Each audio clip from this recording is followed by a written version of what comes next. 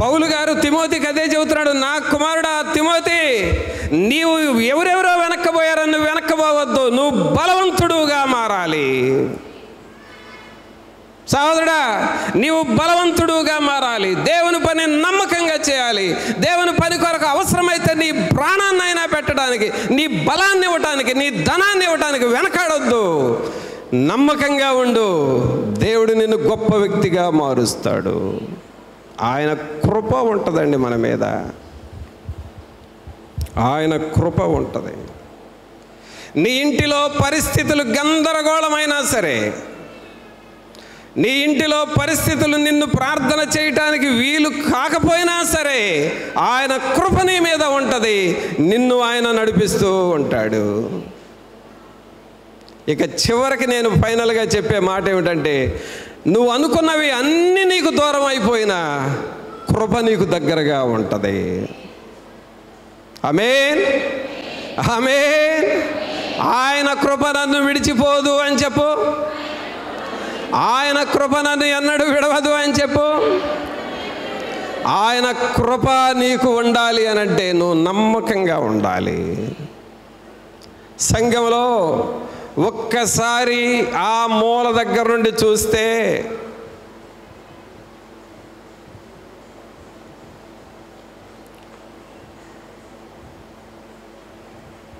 వాయిద్యాలు వాయించేవాళ్ళు ఉన్నారు. అక్కడ చూస్తే లైవ్ ఇచ్చేవాళ్ళు ఉన్నారు. ఇక్కడ చూస్తే సౌండ్ సిస్టమ్ చూసేవాళ్ళు ఉన్నారు. అక్కడ చూస్తే మ్యూజికల్ ఇన్స్ట్రుమెంట్స్ వాయించేవాళ్ళు ఉన్నారు. ఇక్కడ చూస్తే పాటలు పాడేవాళ్ళు ఉన్నారు. ఇంకా వెనక వైపు చూస్తే ఆరాధనలో పాల్గొని దేవుని స్తుతించే వాళ్ళు ఉన్నారు. ఇంకా వెనక చూస్తే పరిచర్య చేసేవాళ్ళు ఉన్నారు. ఇలాగూ రకరకాల ప్రజలు దేవుని మందిరంలో ఉన్నారు. నీకు అప్పగించిన పనిని నమ్మకంగా చేయి, యథార్థంగా చేయి, అంతవరకు నమ్మకంగా చేయి. ఆయన కృప నీ మీద ఉంటుంది.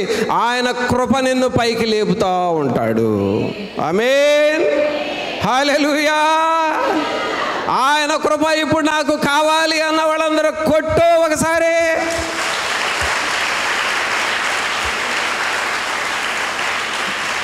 నవ్వు ఒకసారి. సెకండ్ ఇచ్చి ఆయన కృప మనకు కావాలి అని చెప్పు. ఏం కావాలి ఇప్పుడు? పిల్లలు నిజంగా ఇక నేను తట్టుకోలేకపోతాను. ఇప్పుడు వరకు ఒక స్థాయిలో ఉన్న నా స్పిరిట్ ఇప్పుడు ఎగిరి డ్యాన్స్ చేసే స్థాయికి వచ్చేసింది నా స్పిరిట్. అంటే నేను మెసేజ్ స్టార్ట్ చేసేటప్పుడు ఒక రకంగా ఉంటాను, సగంలోకి వస్తే ఒక రకంగా ఉంటా, చివరికి వస్తే ఇంకో రకంగా మారిపోతా. ఆ మార్చేది కూడా దేవుని కృపే. ఇప్పుడు నాకేమనిపిస్తుంది అంటే సిగ్గుల అన్నీ వదిలేసి ఆయన కృపలో డ్యాన్స్ చేద్దామని అనిపిస్తుంది నాకు. ఆ స్థాయిలోకి వచ్చేసింది ఇప్పుడు నా స్పిరిట్. ఒకసారి మరలా పాడండి. నీ కృప నాకు చాలును, నీ కృప లేనిదే నే బ్రతుకలేను, నీ కృప లేనిదే నే బ్రతుకలేను. ఆమేన్.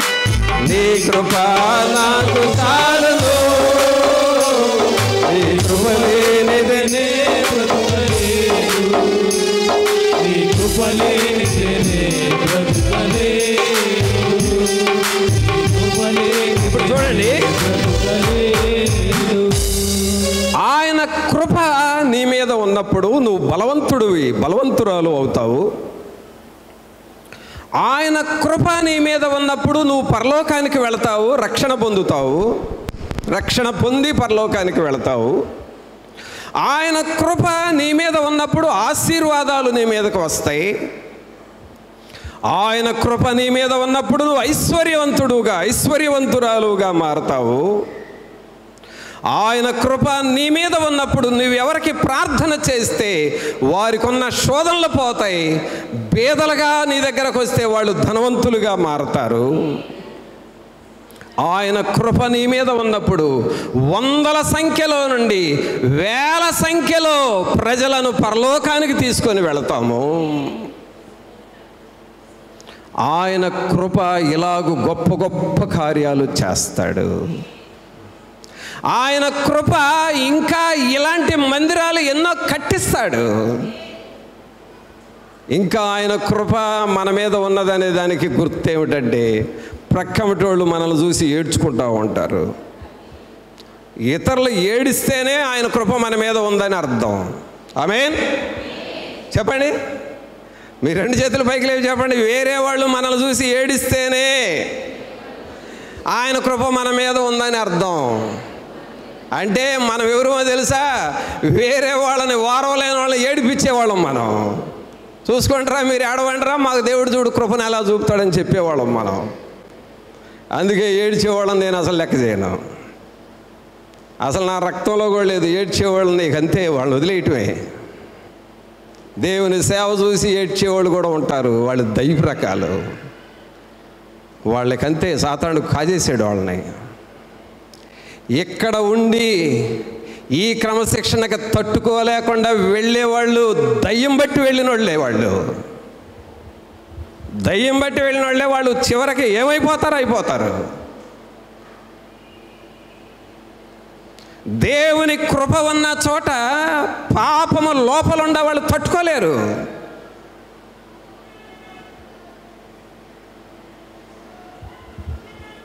అందుకనే ఆయన కృప నీతో ఉండాలి అనంటే నీవు నమ్మకంగా ఉండాలి. చూడండి, ఆయన కృప పొందిన వాళ్ళను ఒకళ్ళని చూద్దాం. ఆదికాండము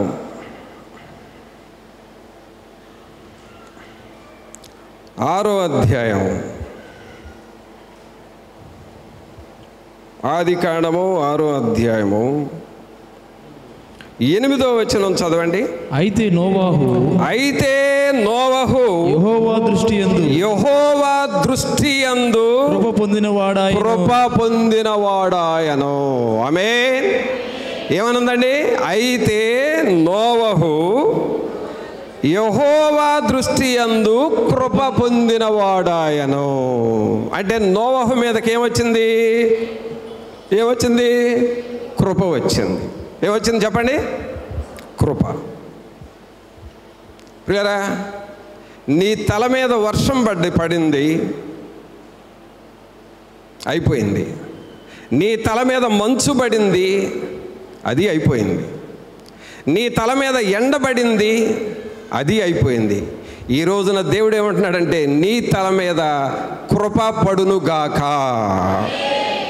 నీ తల మీద కృప కురియునుగాక. ఆమేన్, ఆమేన్. అబ్బబ్బబ్బబ్బబ్బబ్బా, ఏదో అవుతుంది నాకు ఇవాళ. ప్రియరా, దేవుని కృప ప్రతి ఒక్కరి మీదకి రావాలి.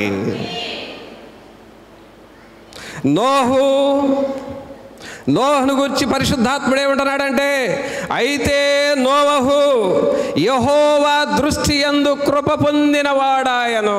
నోవహు మీద ఆయన కృప కురిసింది.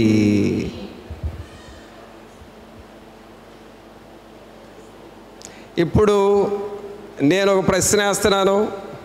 అడిగిన తర్వాత అరగంట తీసుకొని చెబితే ఊరుకోను, వెంటనే చెప్పాలి నాకు ఆన్సరు.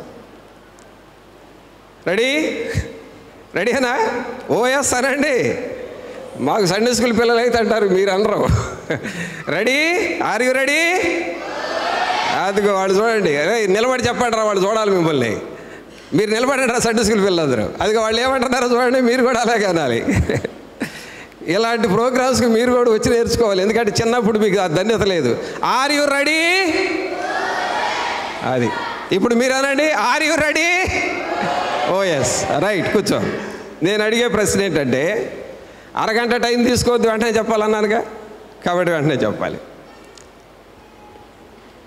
నోవహు మీదకి కృప ముందు వచ్చిందా, జలప్రళయం ముందు వచ్చిందా?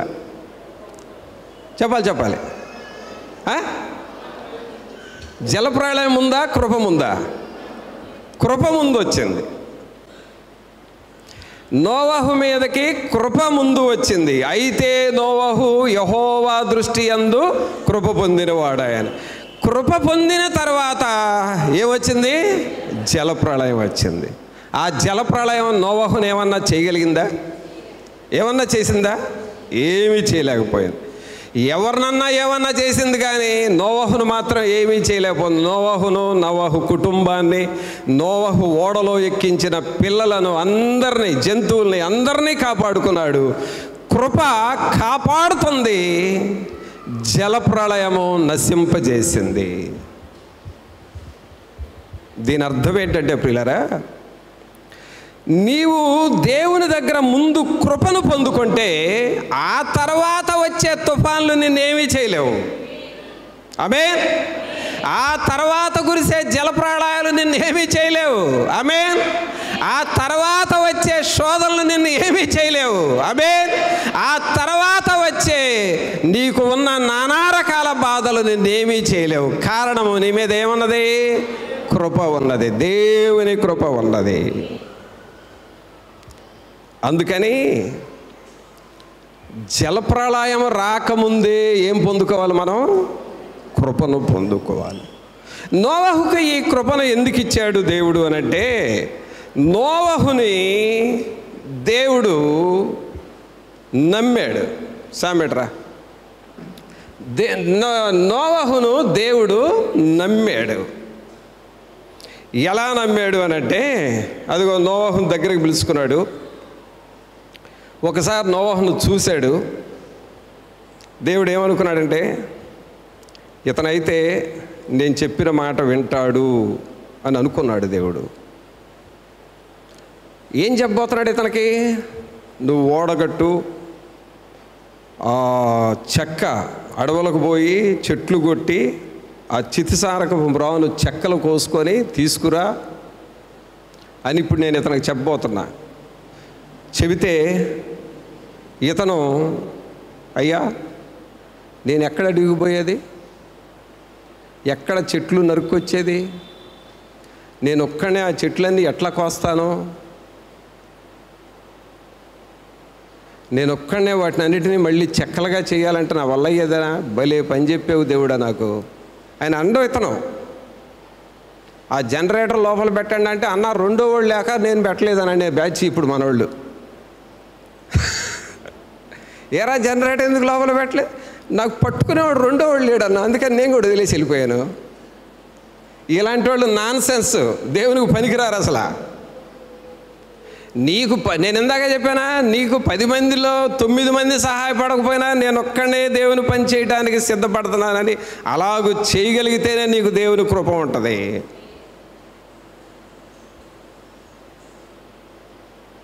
ఈ సహోదరుడు, నేను అడవికి పోలేనయ్యా, అన్ని చెట్లు కొట్టలేను, ఆ చెక్కలు నేను తేలేను, వామ్మో అన్ని చెక్కలు నేను ఆడ తెచ్చేది అని అంటాడా?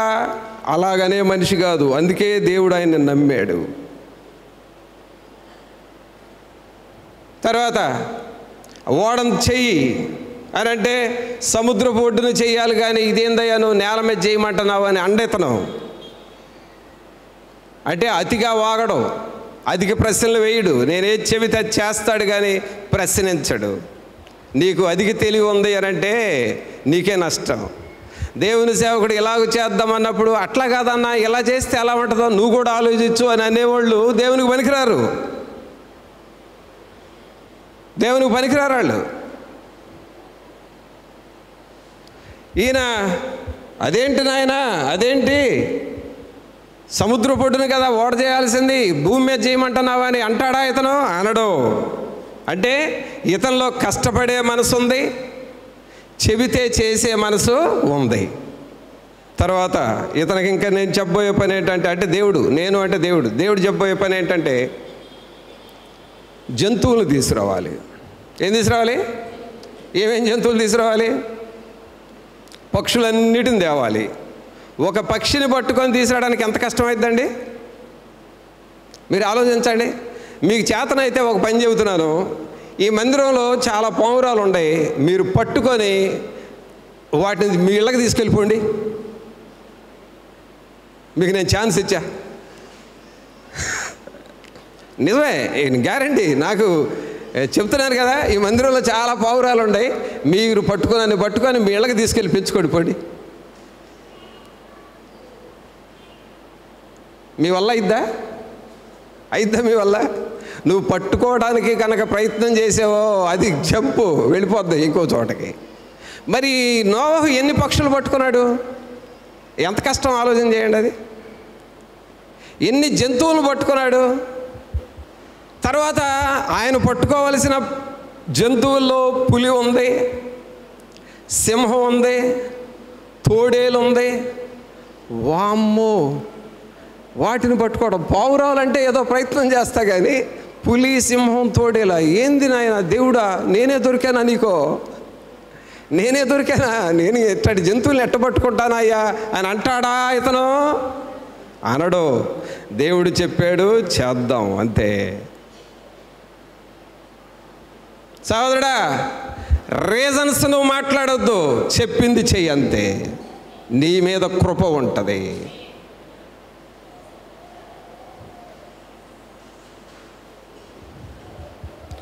ఆఖరికి నోహు గారికండి, వినండి ఈ మాట. నోహు గారికి ఆ ఊర్లో చాలా సంవత్సరాల నుండి ఉంటున్నారు కదా, మరి కొద్దిమంది క్లోజ్ ఫ్రెండ్స్ ఉండరా? ఆయన మానవుడు కాబట్టి నీ కుటుంబాన్ని ఎక్కించు అన్నాడు దేవుడు. ప్రభువా, ఇదిగో వీళ్ళు నాకు బాగా క్లోజ్ ఫ్రెండ్స్ అయ్యా, మా కుటుంబంతో పాటు వాళ్ళ కుటుంబాన్ని కూడా ఎక్కించుకుంటానని దేవునికి ఏమైనా రికమెండేషన్ చేస్తాడా అని అంటే అది కూడా లేదు. ఆయనది చెప్పినంత వరకు చేయటమే పని.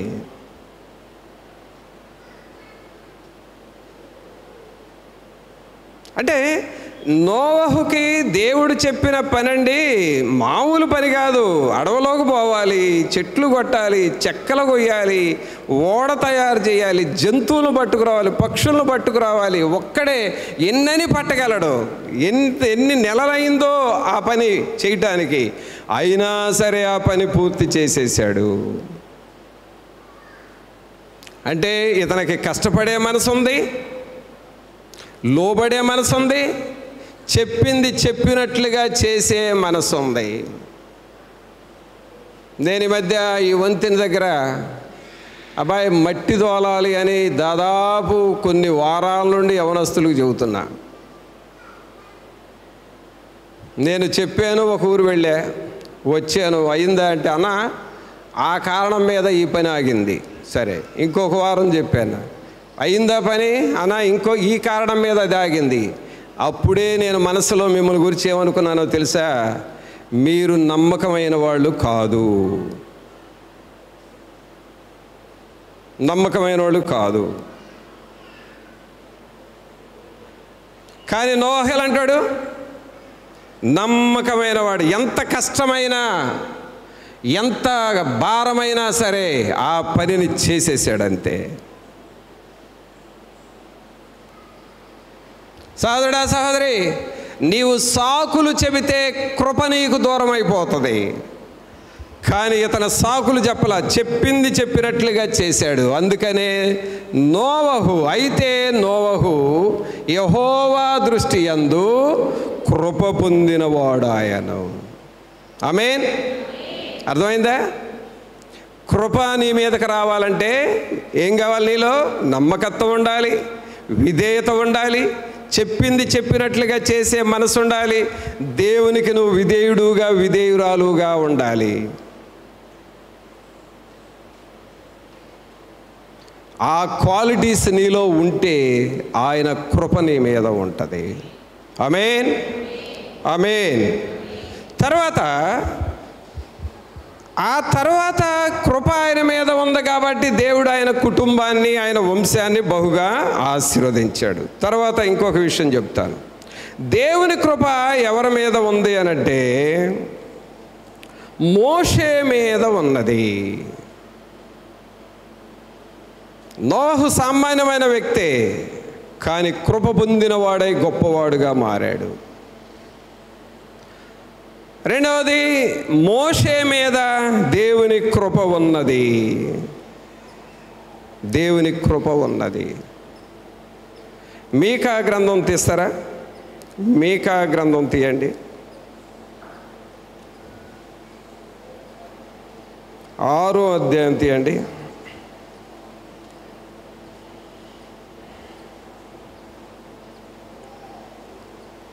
నాలుగో వచనం చదవండి. ఐగుప్తు దేశములో నుండి నేను మిమ్మల్ని రప్పించి దాసగృహములో నుండి మిమ్మును విమోచించి మిమ్మును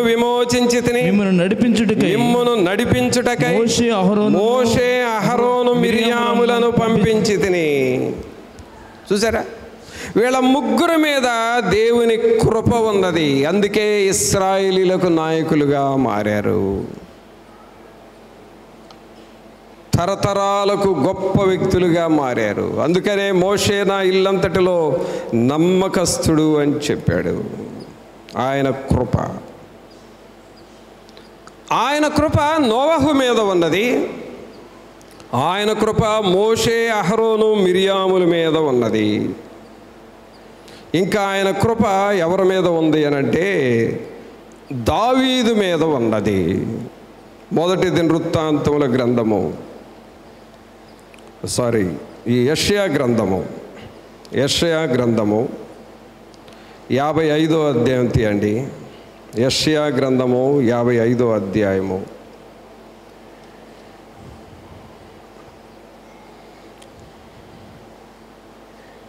3వ వచనం చదవండి. యెషయా 55:3. చెవియొగ్గి నా యొద్దకు రండి, మీరు వినిన ఎడల మీరు బ్రతుకుదురు, నేను మీతో నిత్య నిబంధన చేసేదను. ఇదిగో చూడండి, దావీదునకు చూపిన శాశ్వత కృపను చూపుదును, నేను మీకు చూపుదును. దావీదు గారి మీద దేవుని కృప ఉన్నది. అందుకే గొప్ప రాజుగా మారిపోయాడు. ఎస్తేరు మీద దేవుని కృప ఉన్నది, రాణిగా మారిపోయింది. సొలొమోను మీద దేవుని కృప ఉన్నది. అందుకే గొప్ప మందిరాన్ని కట్టించాడు. గొప్ప మందిరము యెరూషలేము మందిరము, గొప్ప మందిరాన్ని కట్టించాడు. అది దేవుని కృప.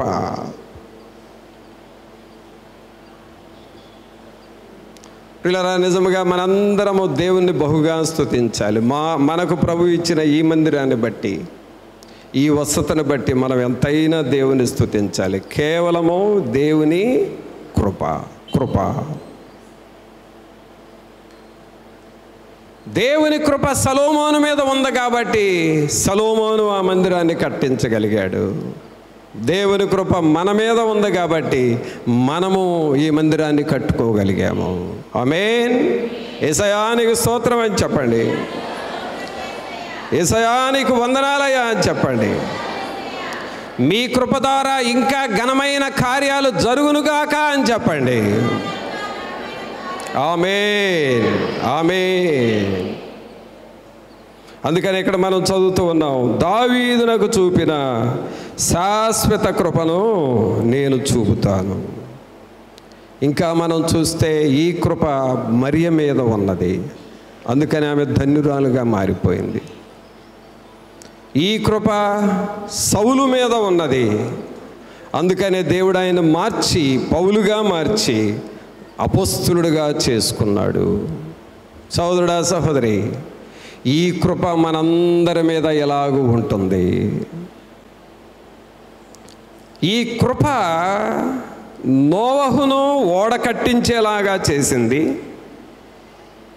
ఈ కృప దరిద్రులను ధనికులుగా, ఐశ్వర్యవంతులుగా చేసింది. ఈ కృప అనాథ అయిన ఎస్తేరును రాణిగా చేసింది. ఈ కృప సొలొమోనును మందిరం కట్టేలాగా చేసింది. ఈ కృప దావీదును మహారాజుగా చేసింది. ఈ కృప మరియను ధన్యురాలుగా చేసింది. సౌలును పౌలుగా మార్చి అపోస్తలుడుగా చేసింది.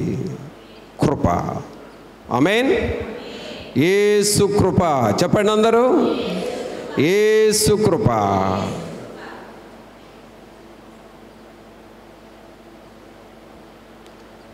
అందుకనే దేవుని వాక్యంలో కృప వెంబడి కృపను పొందితిమి, కృప వెంబడి కృపను పొందితిమి.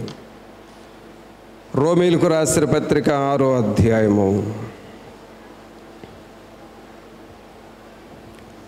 రోమీయులకు రాసిన పత్రిక 6వ అధ్యాయము 23వ వచనం చూడండి. ఏలయనగా పాపము వలన వచ్చు జీతము మరణము, పాపము వలన వచ్చు జీతము మరణము. అయితే దేవుని కృపావరము మన ప్రభువైన క్రీస్తు యేసునందు నిత్య జీవము. కావున ప్రభువునందు పిల్లరా, ఆయన కృప మీద ఆధారపడదాము. నీవే పని చేస్తున్నా, ప్రభువా నీ కృప. నువ్వెక్కడికి వెళుతున్నా, యేసయ్యా నీ కృప. ఆయన కృప ఎవరెవరి మీద ఉన్నదో వాళ్ళు ఎంత గొప్పవారుగా మారారో జ్ఞాపకం చేసుకో. సొలొమోనును మందిరము కట్టడానికి చూపించింది దేవుని కృప. యూదులను రక్షించగలగటానికి ఎస్తేరును దేవుడు వాడుకుంది దేవుని కృప. ఆ కృప మనల్ని వాడుకుంటాడు. అందుకనే తిమోతితో పౌలు గారు చెబుతున్నాడు 2:1, నా కుమారుడా, క్రీస్తు యేసునందున్న కృపచేత నీవు బలవంతుడవు కమ్ము. కావున సహోదరుడా, సహోదరి, దేవుని కృప ద్వారా నువ్వు బలము పొందాలి. ప్రార్థనా బలం నీకు వస్తుంది, దేవుని పనిచేసే బలం నీకు వస్తుంది.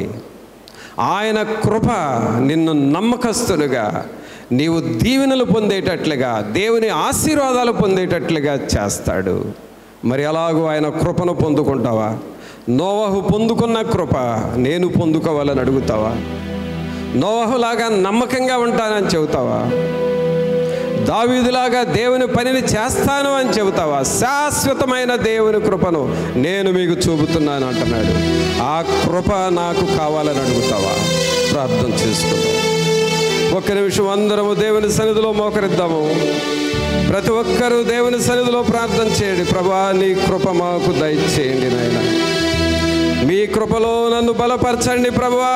అందరూ మోకాళ్ళ మీద ఉండి నీ 2 చేతులు దేవునికి చూపిస్తూ ఒక్క నిమిషం అందరూ ప్రార్థన చేయండి. పరిశుద్ధాత్ముడా మీకు వందనాలయ్యా, మీకు స్తోత్రాలు, మీకు వందనాలు వందనాలు వందనాలు వందనాలు ప్రభా.